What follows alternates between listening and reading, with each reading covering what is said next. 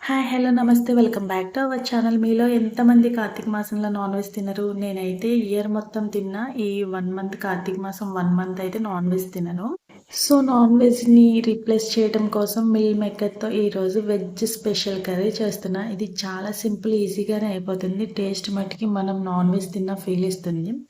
కొంతమంది అయితే onion, garlic కూడా ఈ 1 మంత్ తినరు. మేమైతే నాన్ వెజ్ ఒక్కటి తినం, కానీ ఆనియన్, గార్లిక్ తినేస్తాం. సో, ఈ కర్రీలో కూడా నేను ఆనియన్స్, గార్లిక్ వాడాను. ఈ కర్రీ రైస్ అండ్ చపాతీలోకి పర్ఫెక్ట్‌గా సూట్ అవుతుంది. ఇందులో మిల్ మేకర్ ప్లేస్‌లో మనం మష్రూమ్స్ అండ్ పన్నీర్ కూడా వేసుకొని చేసుకోవచ్చు. ఏ మాటకి ఆ మాట చెప్పాలి అంటే పెద్ద హడావిడి హంగామా లేకుండా చేసిన రెసిపీసే బాగా కుదురుతాయి.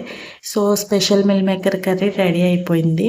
మీరు కూడా నాన్ వెజ్ తినని వాళ్ళు అయితే గనక ఒకసారి ఇలా ట్రై చేసి చూడండి. కడుపు నిండా అన్నం తినేస్తారు. అంత టేస్టీగా ఉంటుంది.